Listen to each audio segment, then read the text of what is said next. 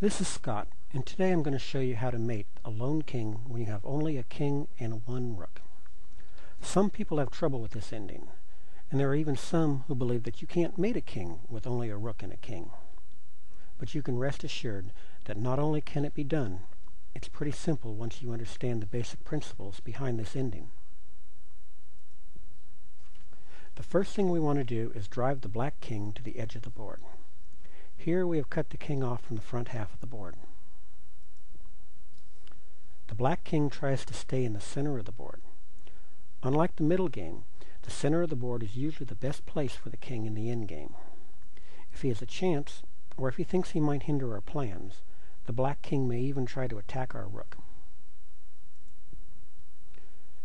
Not only is it impossible for a lone rook to mate the black king, he can't even drive him toward the edge without the help of his own king. That's why we're bringing our king forward at this time. This will require a coordinated effort by both our king and our rook. The black king is trying to remain in the center. Because of the placement of our king, we're able to drive the black king back by putting him in check.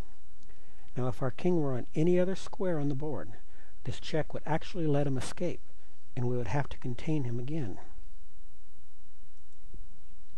The king moves closer to the edge of the board, and we move our king in closer.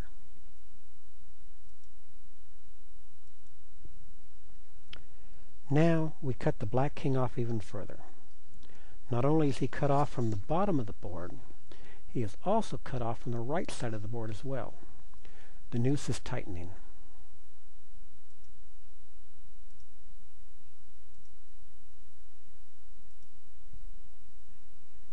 The noose tightens even further.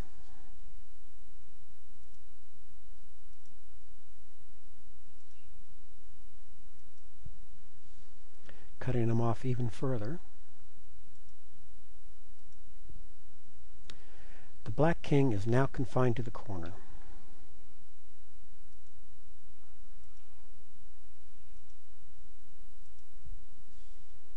The black king now has only two options. He can move to a7, and then we'll move to c7, mating him on the next move.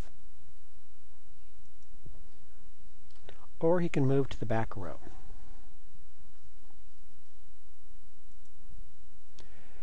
Checking the black king here forces him into the corner. Now we can't move to the c7 square quite yet. That would give him the opposition. He must be sitting on the a7 square when we move to the c7 square, so we triangulate.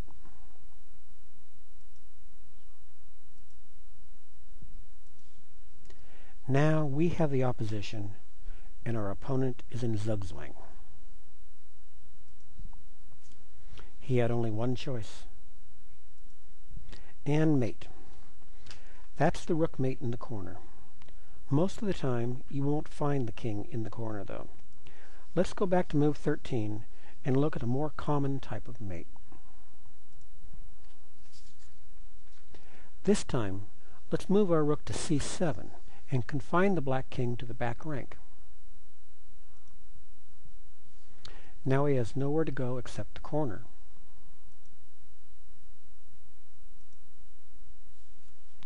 We bring our king around,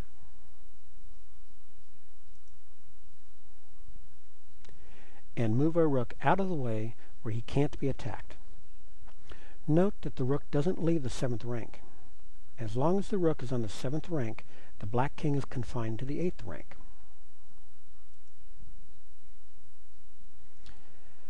Black must move into the corner. If he moves to c8, white has mate in 1. It doesn't really matter, though. Mate is inevitable.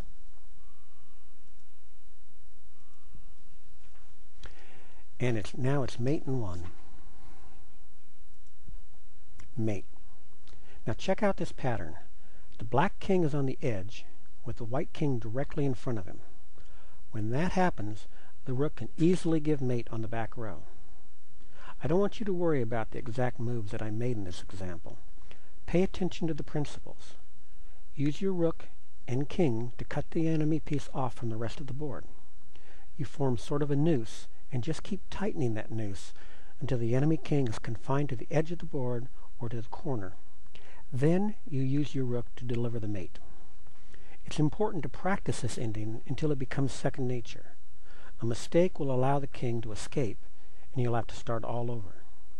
You might even end up with a draw if it's poorly executed, so practice. This is Scott, and don't forget, every chess master was once a beginner.